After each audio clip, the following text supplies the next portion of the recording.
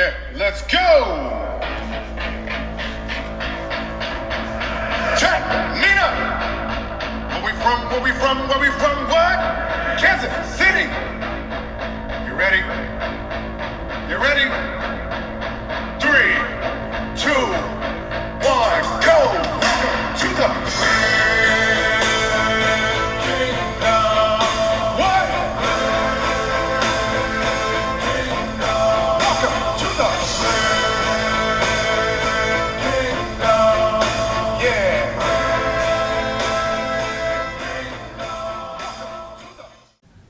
It's been a couple weeks since my last video, and I've actually been in the process of just getting ready to start printing. I've gotten through all the steps here on the printer startup and initialization. So I'm going to be following the instructions here that they provide with the kit on the startup.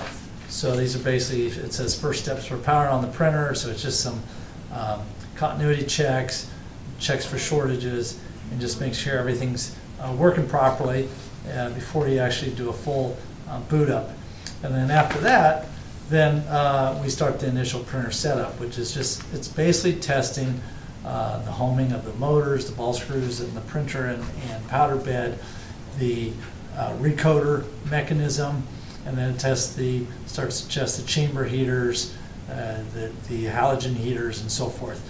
And then there's a couple, and then we have to do a galvo calibration, so we have to make sure that the mirrors are pointing the laser in the right spot.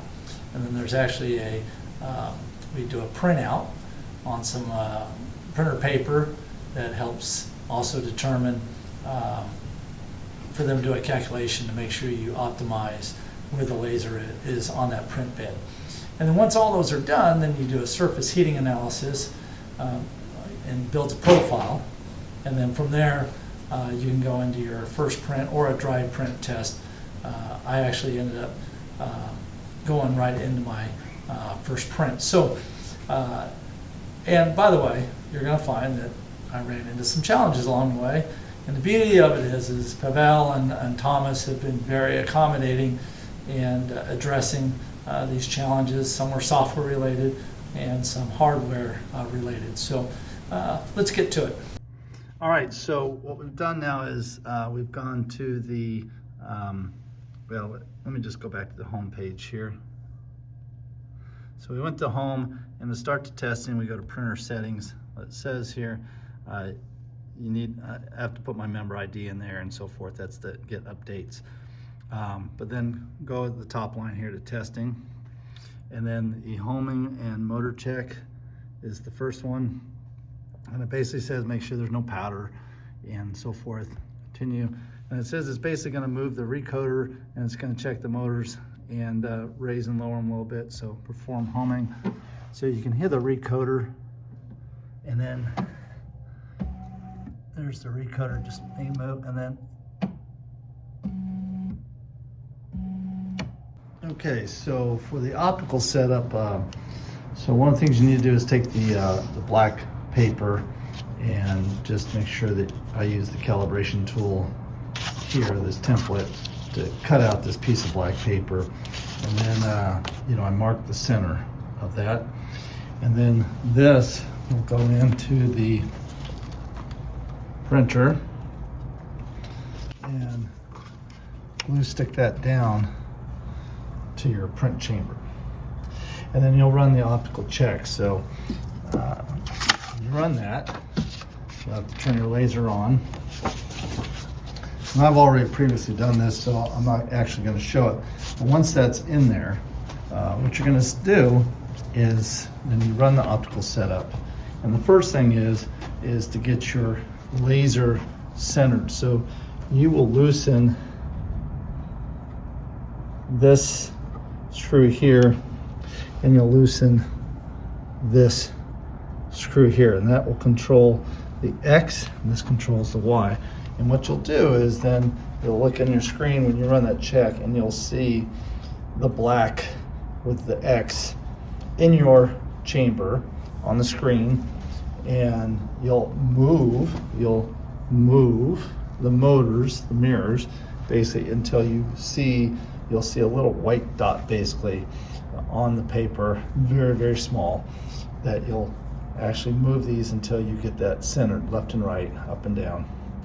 And once you get that, you'll lock down those screws, and that'll hold down, and that'll give you your first step on centering the mirrors.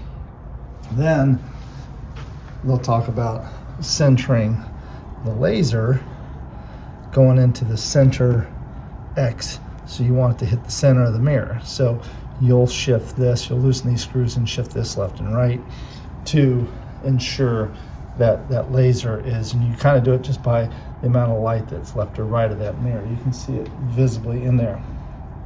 Once you get that set, then you'll really look back down the chamber and you'll refocus and make sure you get the smallest possible dot with a laser, and that involves then loosening the screws here and moving this back and forth to focus and get as small as a laser as possible.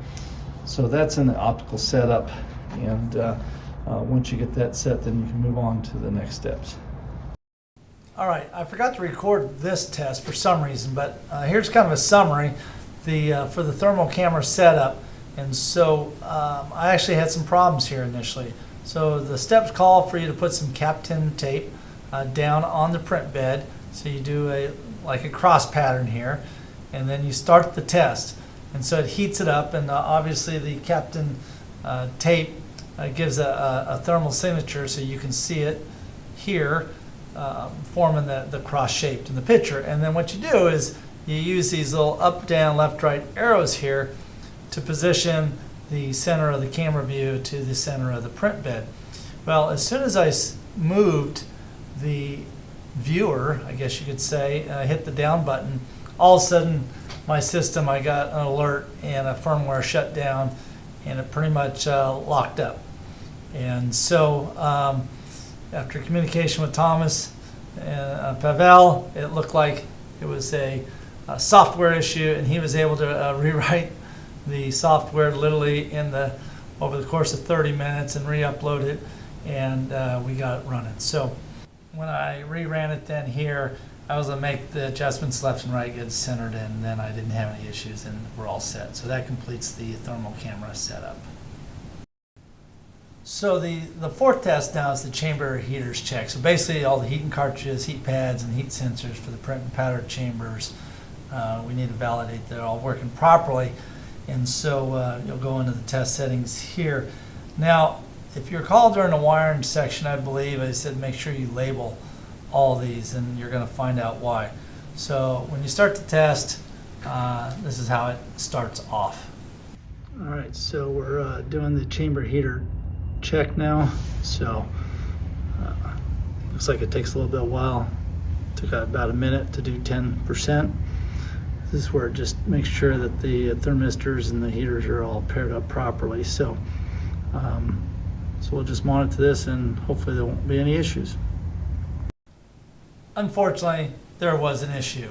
So at 50%, all of a sudden, boom, main fuse blew, my printer shut down, and I was like, what's going on? You know, I had messaged Pavel, and you know, I checked my fuse, main fuse, and it was blown. So I knew I had to have a short. And so it was basically, though, which heater was it? And so at about 50%, it was about halfway through. So I knew it was in the print chamber somewhere. And when I did the impedance test on that heater, print chamber 1, it showed continuity, which means obviously it shorted out. So some comments on that short and why I think it happened.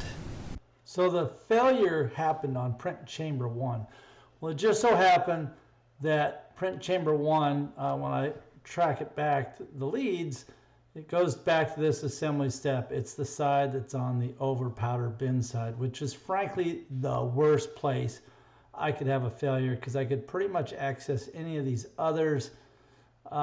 Maybe a little difficult, but at least I could get under the unit and get those little heater units unscrewed. Unfortunately, on this side, I would have to do a little longer disassembly to get to it, and I'll show you that real quickly. But where I think the error occurred, you can see here these two leads, both from the thermistor and the heater, I ran down along here. I should have ran them up along the edge of this profile, and they wouldn't have probably got caught up, I think, or they got down in here, and when I had to pull them, I think it just pulled on them a little too hard.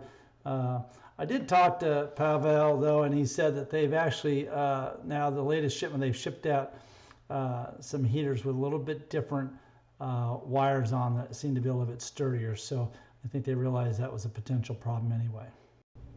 Now, I will let you know that when I did the wiring and I did my continuity test, and then for the heaters, I did the impedance test. So after I wired it up, I tested each one of these SSRs where the live lead went in from the heater, and then from the neutral end, and each of the heaters you should get 65 ohms on the impedance test, and they did measure. All of them did measure that.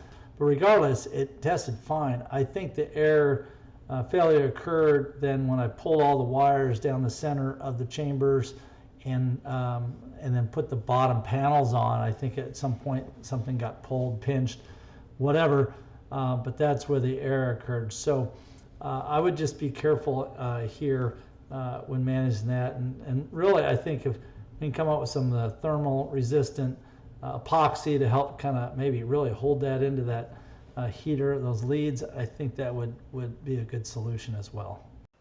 The good news is it wasn't as difficult as I thought it was going to be to replace this heater.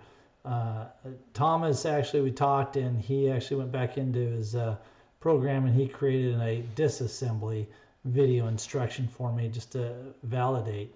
And so the easiest solution was actually to get this up on a table like you see here with some the bottle jack stands here.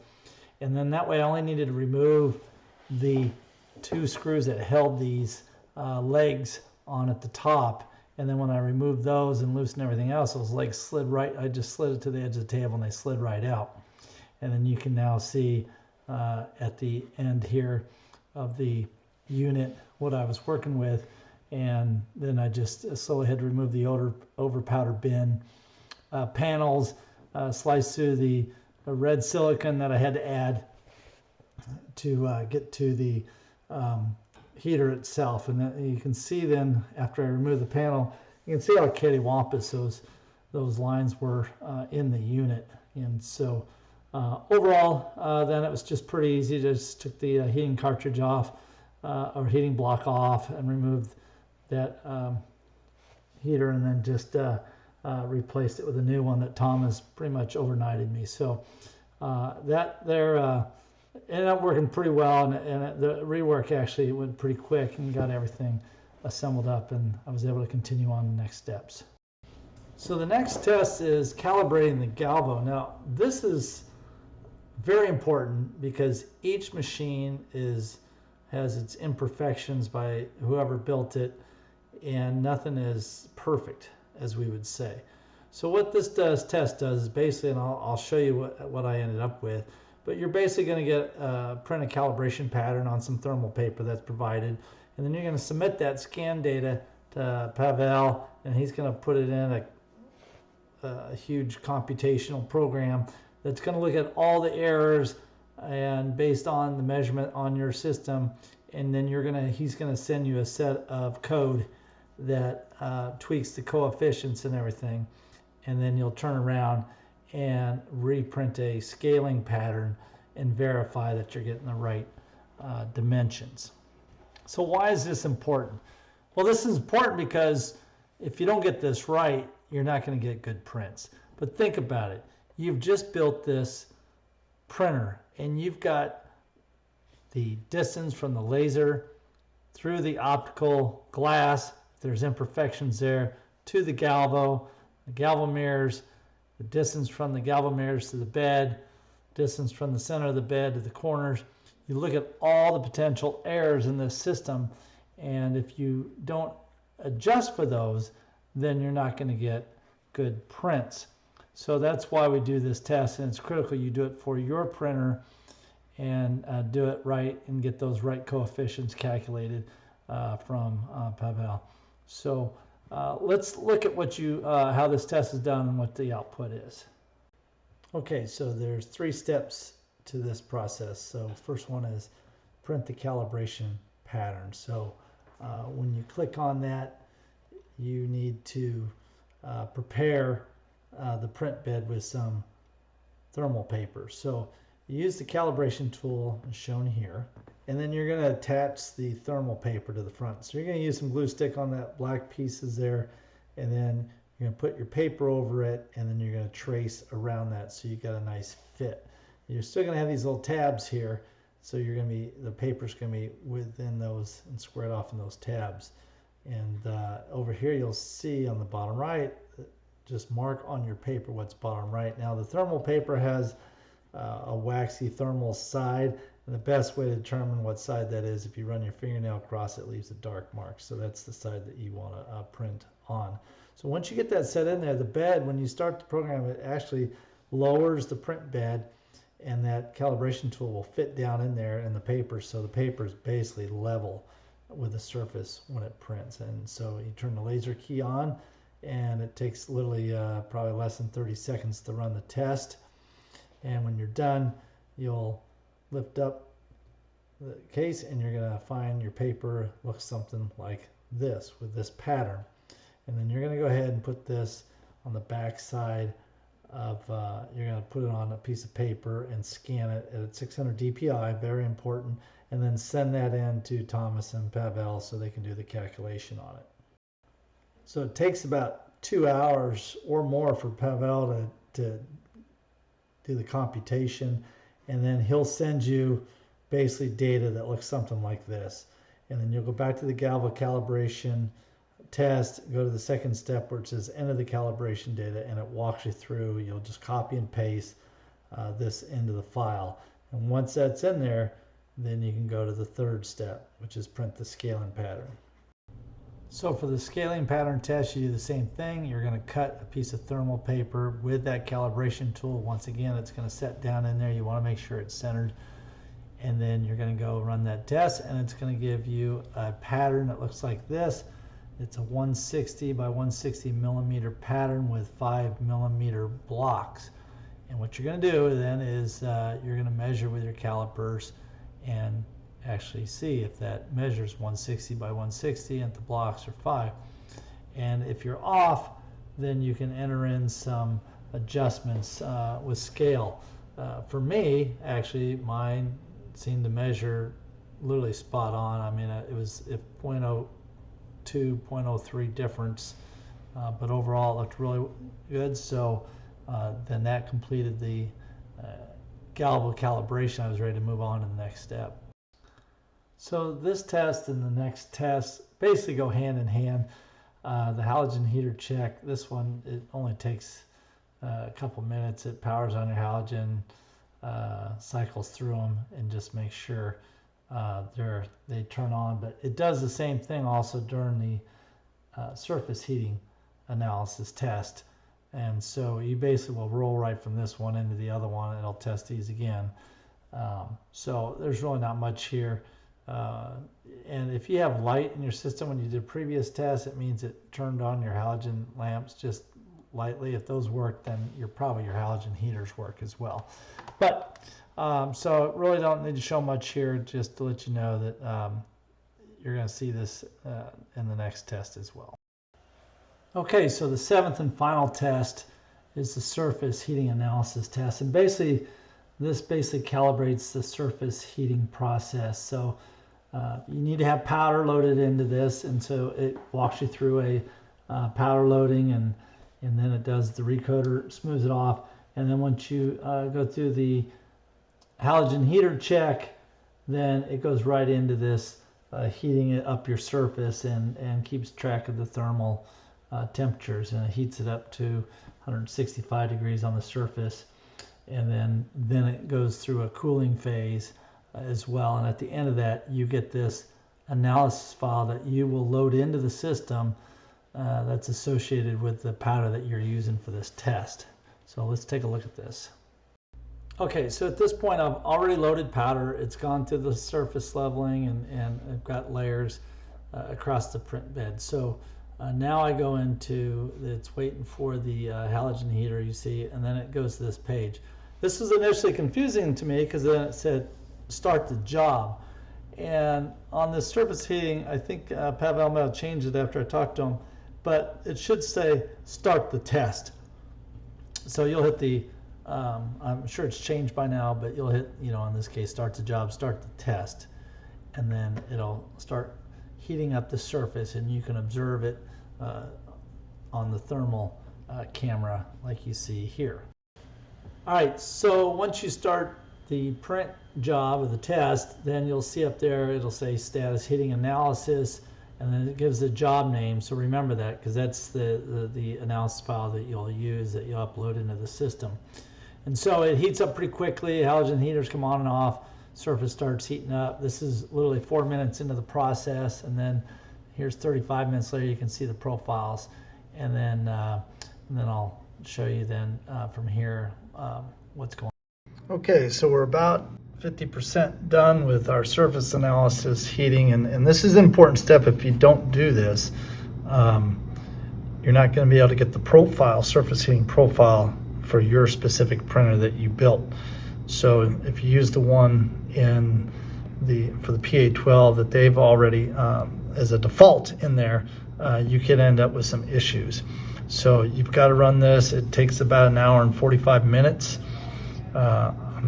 Looks like I'm about 45 minutes into this, and still got about 1 hour left. So this is kind of what it looks like. And you know, initially, when I initially started, this side just heats up so much quicker, and I thought, oh boy, I have a problem. But Pavel, I had a call with him, and he explained that this is normal, and it eventually starts to equalize here, as you can kind of see. So so overall, this is the process that's involved in this step. All right, we're it says we're like 55%, and you can see up there heating before job, it says 69 of 70. It seems like it's taken a little less than a minute to go, so I want to see what happens when it goes from 70 to 70 here. Okay, now it says heating analysis, and it's got 56 steps that it runs through. So it just switched over. Yep, okay. So the first step took a minute. So it looks like it's cooling down as well. So it's doing some adjusting. And if we go to live view as well, down here, and I'm connected via my computer, instead of sitting in front of that screen. So we'll go to the live view.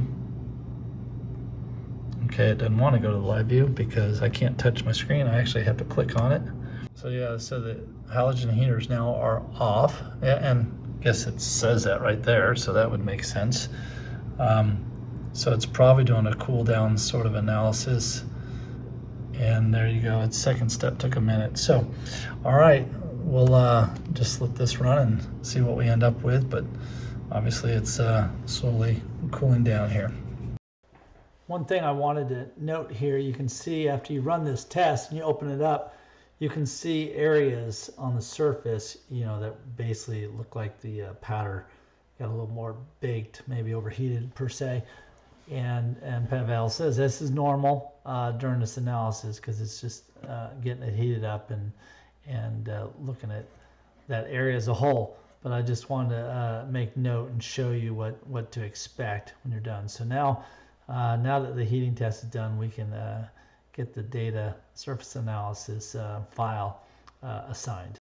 All right, so after running the surface heating, you go into print profiles then, and you can see here you go to Formlabs PA12, which is what I'm using, and you'll go down here to heating 2, and where it says soft heater profile, I'll click browse, and then we want to check, I already did this, but you'll check the file here that says analysis. These are the two that they already did, but this is for your machine specifically. So you click on that and tap open up here, and I'm assuming then doesn't really show it here, but I'm assuming then that it's assigned. So that completes all the steps needed to get your printer ready to print print actual 3D files and prints. So now the next step, they do recommend doing what they call a dry print test, and this test basically goes through the full heat up the surface and then do a bed prep where it lays some prepares the bed just before lasering. But it does everything but start up the laser. I didn't do this test because I kind of already had done something similar during some diagnostics. So I decided to go right into started the print. So my next video will show you the results of that. Unfortunately, I'll be traveling for the next couple weeks. And I know many of you are anxious to see actually how the prints turn out. So we're going to have to just wait a little while before I get that published. But stay tuned and hey, go Chiefs.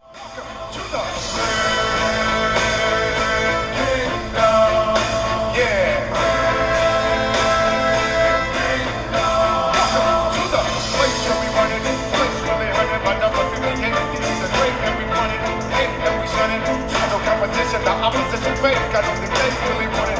Loud is the recipe. Now sitting next to me, no doubt. Now we are proud that we get the cakes and chips coming play these beats, make the face this clean. Welcome to the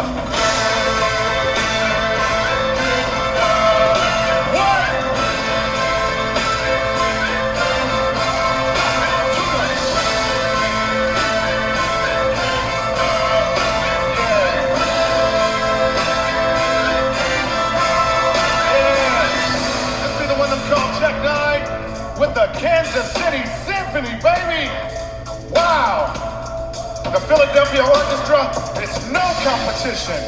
And the Eagles against our Chiefs, no competition at all. Too much power. One more time. Welcome to the...